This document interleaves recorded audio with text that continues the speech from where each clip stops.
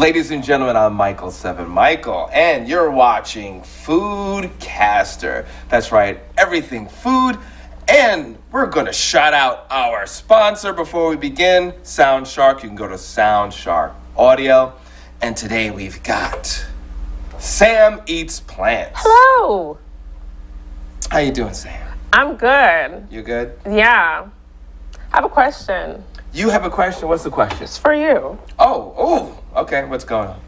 Are you into, or do you plan on like getting into working out or fitness or running or anything like that? Is it anywhere in your scope? Yes. Actually, you know what? That's phase 2.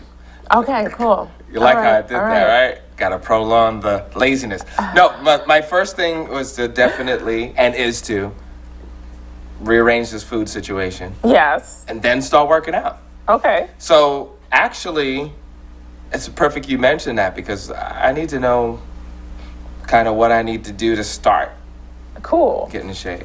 Yeah, I was asking because I was a personal trainer for many years, and at the height of like Atkins diet, where everyone's like, carbs are bad, they make you fat. And I never believed it. You know, I didn't really care one way or the other, so I kept eating the way I was eating at the time. But everyone was into it. Right. So when people go vegan these days, there's residues of that mentality that's still around people where there's some type of issue with carbs. I'm like, oh, there's too many carbs. And I still hear it today. And so when people want to go plant-based, they're like, oh, what am I going to do for protein? There's only carbs. I have to eat a low-carb diet. And so sometimes that could be a deterrent. But carbs are great. They're great. This is what I want to say. So I can still eat my pasta. I can still have my couscous. Yes. Ladies and gentlemen, couscous. Yes. Okay. And potatoes. And potatoes. And lots of it. And fruit. Okay. And all that stuff. And don't worry about it. It's not even don't worry. It's actually what fuels our bodies correctly. Now, if you have too much carbs, doesn't that all just turn into sugar? That doesn't, no. If you eat too much, that turns into fat. Turns into fat. When you eat carbohydrates are essentially sugar, and that fuels us. Okay. Because the only food for our cells is glucose. Unless we're starving, and then we feed off of glycogen, but that's a whole nother situation, and no one's starving. But the only food for our cells is glucose. So, it turns into sugar that we need to run our body properly. If you eat too much of anything and you don't burn it, then that turns into fat. That's just how your body works. It almost doesn't matter what you eat. And you know what? I want to talk about some like athletes. Okay.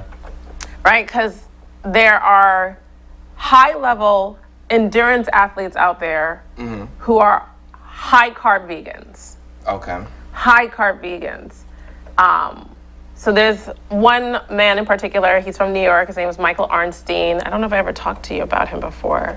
Let me know if I did, because things are running through my head right now. I'm not too sure. Michael Arnstein's from New York, long distance runner. He only cares about getting faster and faster. And so he kept changing his diet just to get faster. That's what he cared about. Okay. And so at one point in his early 30s, he was like a regular vegan, like a regular cooked vegan. And his wife brings him this book saying, hey, honey, you might want to take a look at this. They're talking about like raw veganism. And he was like, I don't know. I think I know everything I need to know. She was like, no, check this out. He reads it, decides to start doing it. So he goes raw vegan. So all he's eating are fresh fruits and vegetables, but tons of fruits. And I'm talking about like 5,000 calories of fruits. So that's carbs, right? But this is what happened. He kept getting faster. And he had a goal of beating, like if you're a marathoner, you might already know this if you're a marathoner, the 2 hour, 30-minute mark is like the mark to beat. Like, oh, I did it in under 2 hours and 30 minutes. And that was his goal, and he was never able to do it until he went high carb, raw vegan. Wow. And not only did he do it, he had so much energy that he started running all the time. So typically, what marathoners are trained to believe is if you do a marathon, every mile you run is the amount of days you need to recover from it. This man started running to work every day. He worked in Midtown Manhattan and lived in like Westchester. It was 15 miles. He would run to work. At the end of his day, run back home, because that's 30 miles. He'd do that basically every day, and then do a marathon on Saturday, and sometimes do a marathon on Saturday and Sunday. He would do a marathon back to back, eating high carbs. Wow. Lots of carbs. Carbs all the time. Just want to emphasize that. He was eating a lot of carbs. How healthy is that? You gotta let your body rest, no? Clearly it's unhealthy. No one should be running 48 miles in a weekend. Like, no one should be. Right. But the conversation really should be, how was he able to do it? That's a conversation. How is it possible if we're told we're supposed to eat this and we need meat and we need this and we can't eat that? Then how is that possible? Right. And so when people come to me with this whole like carbs are bad thing, I'm like, get out of my face. Because as humans, as anthropoids, because if you classify us underneath the mammal umbrella, we are anthropoids, and then we're humans underneath that. Now, what's an anthropoid? So anthropoids are like humans, gorillas, Okay. Baboons, chimpanzees, things like that. We got these 2 arms, 2 legs. We can walk kind of on 2 feet. We have 24 feet of like intestines. There's a lot of things that are very similar. In that respect. Okay. And so when you look at other anthropoids in nature, because it's hard to look at humans that way so much, because a lot of us are modernized now. So if you look at other anthropoids in nature, their diets tend to be about 70 to 80% from carbohydrates. Oh. That's their diet. So this is what makes like the silverback gorilla incredibly strong and big and powerful. 70 to 80% of his diet or her diet is from carbohydrates, from plant matter, from raw plant matter that are carbohydrates. So the question really is, and this is the argument that I get, oh, well, we eat meat now and this is what developed our brains, and so we have evolved to handle it. No, because we did not evolve to have intestines that look like a wolf's, and we did not evolve to have teeth like a wolf, and we did not evolve to have our jaw open and close like a wolf or a cat. We haven't. Nothing has adjusted inside us except for one thing, to be honest, one thing. We started to develop this enzyme called pepsin. It's the only enzyme that really is adept at breaking down protein that is from animal matter, because plant matter doesn't have a complete protein, they have amino acids, so it's different. And that, I think, is an environmental evolution over the centuries and centuries and millennia. Other than that, nothing else has changed. So 24 feet of intestines when you're eating something that has no fiber, because what moves our bowels down is fiber. 24 feet of intestines when you eat something that has no fiber, like flesh, means it sits there.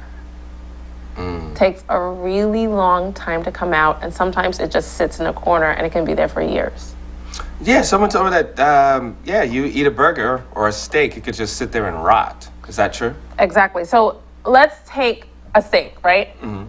And so what is the temperature of our bodies? It's like 98.6. The singing group. That's 98 degrees. Exactly. That's like our human. Or is that a fever? No, that's not a fever. It's not a fever? That's not a fever. You ain't hot. That's what y'all was trying to say. Fever has to kind of be around 100. But like 98 something degrees. That's the human body's temperature. So let's take a piece of meat, right? Right. Follow me on this. I'm with you. Make a room 98 degrees. Let it sit there for 3 days. Oh, wow, gross. Okay. That's still happening in our body, though. Wow. You understand what I'm trying to say? That's nasty. Thank you for putting that in my mind. Yeah, you're welcome. That's what I'm here for. Yeah. But understand that's what's happening in our body. So however that meat is going to smell, putrefy, all that stuff, that's happening in here. When people have flatulence and it smells awful, it's not because it's normal. It's because you have rotting food in your gut. Gross. I swear. I swear. Subway stories. Yeah, even that changes when you change what you put in your body. So no, we are carbohydrate creatures. Our bodies are completely made for carbohydrates. Now, are there good carbs and bad carbs? Or all carbs are created equal? Okay, so I said this before, where to me there's nothing that's good or bad. Everything falls on a scale, right? That's one. Second, the only thing that could be considered like a negative carbohydrate to me is something that's highly processed, like potato chips, pretzels, things like that. That I'd be like, no, bad. Okay. No, thank you. It's too much oil, rancid oil, full of salt, preservatives in a package, can be around for like decades. No, that's no good. Twinkies, I don't think so. No. But potato, that's wonderful for many reasons. It's full of vitamins. It gives you great energy. It has tons of fiber, a lot of vitamin C, really helps move things through your gut. Even brown rice, less digestible than potatoes, but wonderful, full of minerals and vitamins. We have things like carrots that are high in carbohydrates, and fruits, which are wonderful. So these are all the foods we would need to think about when we actually think about carbs. So a lot of times people will say, oh, I stopped eating carbs and I lost this weight, or I stopped eating carbs and I feel so much better. Those assessments are true for two reasons. One, you stop eating carbs, you will definitely lose a lot of weight in the first 2 days because you'll be dehydrated, because you need carbohydrates to hydrate your body. So once you get dehydrated, and water weighs a lot. So once you get dehydrated, you're going to lose a lot of weight on the scale. Two, yeah, you could probably feel a lot better when you get off of carbs, because what you're getting off of, because we're in America. I know most of us are not just eating like potatoes and rice at home with like maybe some beans. No, we're eating donuts and cookies and pizza. That's what we're eating. I don't like the way you said pizza. That's a personal problem. But that's what we're eating. So when people get off carbs, what are they getting off of? They're getting off of that. We're not talking about people who are just eating real food and cooking all the time. So you're getting off the junk. You're getting off the junk. And then what you're left with is like meats and veggies. And a lot of people start eating more veggies if they go off of carbs, because they have to make up something. You know what I'm saying? So yeah, they can feel better for sure for months after. Give it 2-3 years. Things change. Things change. Your hormones start going out of whack. Your hair starts getting extremely oily. Might start falling out. Kidney issues, liver issues. This is like, because you're not holding that water that you need. You're dehydrated. Also, you're eating too much animal protein. Because if you're not eating carbohydrates, what else can you eat that can bulk, give you enough calories? It's going to be meat, dairy. Nothing else has enough calories to do that. Okay. So it'll be meat and dairy. And what happens when you eat a whole lot of meat and dairy, or you're eating a lot of hormones from other animals, so it interferes with your hormones, which is what ends up giving anyone that's been around people who are on Atkins, mood shifts are apparent. They're moody. They're moody because their hormones are like, they're being played with, they're being toyed with. And their face is leathery. I don't know if their face is leathery. Their face looks different though. On it for a couple years, their face, I used to work with them. And sometimes they start having a smell. Because what you end up eating mostly are animal stuff products. So, I mean, if you eat a lot of garlic or curry, you can smell that coming off of someone's body. Same with other things, including meat. Meat has a smell that will come out. Wow. You can start smelling a certain type of way. You can't do it long term, you're gonna have real health issues.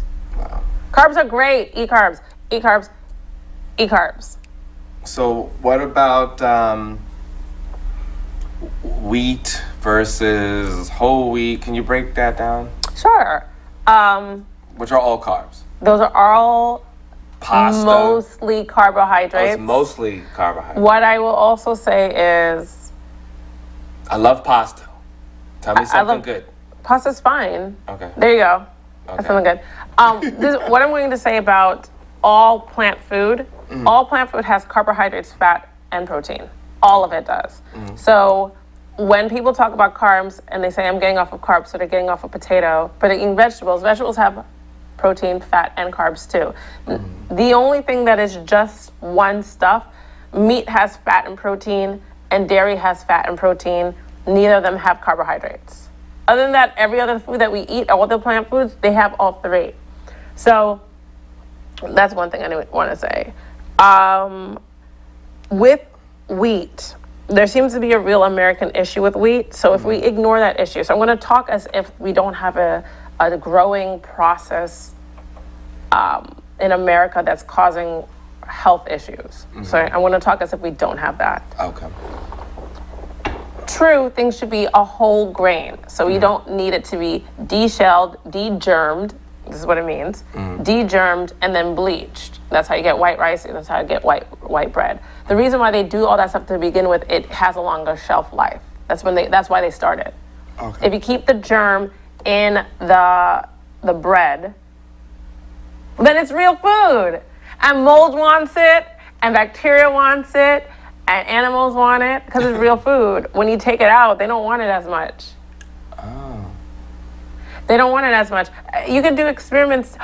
I'm sure you might have seen it. Like when people take like a fast food hamburger and fries, and they leave it out for like months to see how it molds, and then they take like real food, and they're like the quick, and the hamburger and fries will be around for like 8 months, and there's no mold on it. Wow. Yeah. If mold won't even eat it, we shouldn't be eating it. Like, clear sign. Clear sign. It will be 8 months, not a thing. Anyone that has a car, who grew up with their parents having a car and took them to get French fries from one of these places, and you drop fries in the car, you find it, like, months later in a hot car, looking just the same. I know I'm not the only one. I know I'm not the only one. I know I'm not the only one. We've seen it in the corners of the chair. There's no mold on it. What if you're the only messy kid? How about that? Still, my point is... No, but that's true. Yeah, I mean, didn't think of it that way before. If mold won't eat it, why should I eat it? Absolutely. Same like, slightly off topic, but you can try it with margarine too, which is not real food. Like butter is real, but margarine's not. Right. And you leave it out, like outside. Ants won't eat it. Wow. They won't eat it. So this is things to think about. They know better than us. Obviously, clearly. They know better than us. So definitely eat carbs. I think some people might be like worried about carbohydrates and like being fit though, and athleticism. And so there are, scientifically it seems like eating a high carb diet for endurance athletes at least is the supreme way of eating for performance. In Men's Health, I believe, if I'm quoting this right, and if not, anyone that reads Men's Health, or Men's Health in particular, I'm sorry. Forgive me if I got this wrong. But if you eat too much pasta, that affects men sexually. Is that true? I think if you eat pasta drenched with oil and cheese, yeah. Gotcha. Yeah. So it's that cheese and the oil that... Yes. Because those clog arteries, clogging capillaries. Wow. Creating erectile dysfunction. Reducing the blood flow. Reducing the blood flow. Yeah. No, just eating just pasta, no, it doesn't do that at all. Wow. It's usually what you put on. Same thing when people say, oh, I don't eat carbs anymore and I feel so much better because you stopped eating junk. Really, you have to be very careful about the whole story when they say things like that. Because most people don't just eat pasta. Right, no, you have all the sauces and the type of sauce makes a big difference. If you get tomato sauce versus Alfredo. Which Alfredo is the bomb, but changing my life. I used to love Alfredo. The thought of it, I'm like, bleh, really? bleh, Wow. bleh. Can't relate, but one day, hopefully, one day. I'm working on it. Even if you use marinara, a lot of people use meatballs. Right. And so they're associating this pasta thing with something else. With everything else. Part of the addiction. On top of it. Yeah. For sure. Brainwashing. No, but it's cultural too. I get it. Yeah. You know, if you've been, your family's been doing this for 100 years, 300, whatever it be, it's kind of hard to break away from that. But this is where you could have the vegan, you know, take the beans and make it look like, yes, you know, the balls, and then you have the pasta, Absolutely. and then, you know. The only issue is in people's minds because of misinformation and because of how it's been spun. A lot of people can't get off this idea that there's something wrong with things that are high in carbohydrates. Like, they're still kind of stuck on it. And I even see it in the vegan restaurant where I work, where the people come in and say, well, what do you use as protein? And I'm looking at them, and I have to, my two selves say, one says, Right. do I tell them where they're wrong? Or my other self says, or do I tell them what they want to hear? And, you know, and this is like the struggle. Right. And so if I tell them where they're wrong, I say, everything has protein. Right. That's what I really want to say. Everything has protein, and a high protein diet leads to disease. This is what I really want to say. Or sometimes I just say, Or high protein diet, but high protein animal based diet. it's almost impossible to have a high protein plant-based diet. Oh, really? I mean, if we think about it, the highest percentage of protein in any plant food are vegetables. So let's take celery. What I'm about to say is not exact, so please don't then say, oh, it was wrong. Right. Celery might be about 43% calories of protein, maybe about 45% Somewhere around there. calories of carbohydrates, and a tiny bit of fat. So in the vegetable kingdom, you'll find percentages of almost up to 50% calories from protein. But how many calories are actually in the celery? They're tiny. There's very little calories actually in celery. If you understand what I'm saying. So no, if you're eating a completely plant-based diet, it is incredibly difficult. You can't have a high protein diet. It's almost impossible. Nuts are mostly fat. I think almonds are the least fatty nut, and they're like 55% calories of fat, and they're like the least fatty. And some people consider nuts a protein food. And I'm like, protein where? Yeah, there's protein in it. Tons of fat. Macadamia nuts are over 90% fat. Over 90% fat macadamia nuts. Like, nuts are fatty. And so this is what happens. So people are like, okay, vegan protein, beans and nuts. Okay, beans are 80% carbohydrates, and nuts are 50% or more fat. What are you talking about? So there is no way to have a high protein plant-based diet, and you're better off for it. Because if not, you're going to run into health issues. You're going to run into health issues. So the magic word is carbs. That is, yes. If I can shout it from the rooftops. The magic word is carbs. If only I can make people understand. I got to use the Sound Shark microphone. The magic word is carbs. I always wanted to do that. So I like radio. This is what's going on. This is the real deal. So, Wow. yeah, and I wish, I don't know how to say it. I have so many people who are scared of it too, and I work with people who are sick who are diabetic. They're like, oh, I'm not supposed to eat carbs. I'm like, listen to me. You need to get off the fat, eat more carbs, and you will see. And like some of them are really timid about Yeah, what are they making eating? changes. Are they eating the chicken and the meat? They're eating what the American Diabetic Association diet tells them to eat, which is very little carbs, full of meat, and little vegetables. Not little, and some vegetables. And so all they get are more and more symptoms of diabetes. Wow. Which is what I try to like let them know. I'm like, listen. And I usually tell them, give it 6 weeks, because I know it's going to take less than 6 weeks. And I do, and I'll get the emails later and the phone calls or the text messages saying, oh my gosh, I woke up and my blood sugar was only 93. I know. Wow. I know. Right. I'm happy you listened to me, though. I know that's going to happen. I know how our bodies run, how our bodies are made. However, wow. Yeah, absolutely. So, like, carbs are great. I'm not one to ever promote doing low carb. It doesn't make any sense to me. Now, there is the keto diet, and there are ways to do a keto diet that are vegan.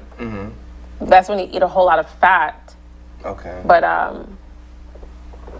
until I see more information, I don't know if I'm going to really. Yeah, it was I saw a very interesting thing, and they were talking about the keto diet and how they had some cases where kids were autistic. And they saw some semblance of recovery. Oh, wait. So just like how you said pasta, and I'm like, oh, well, we have to look at the whole story. Right. Okay. So Same thing. Same story. Same thing. Because a lot of the times when you take certain things out, there is a real connection with gluten and autism. Oh. So if you put someone on a keto diet, they're already not eating that. They already take them off of it. The question is, do they need a keto diet to get those same results? Or do they only just need to get off of gluten? Oh, wow. Yeah. Also, I believe the keto diet, I don't know if it's like the paleo where you don't eat dairy, but even paleo, which will have great results too on things like that, the three main food items that seem to help people reverse the symptoms of autism is getting off of gluten, getting off of dairy, and getting off of canned foods. Or like anything that has like citric acid, lactic acid, like foods like that. And those are the people that seem to see a reverse in the symptoms. And at the same time, if their child mistakenly has something that was from a can or was a processed juice, it's like the symptoms come like roaring back for a whole 24 hours. Oh, Wow. Yes. There are anecdotal stories about that where you could find it. It's like all over the internet.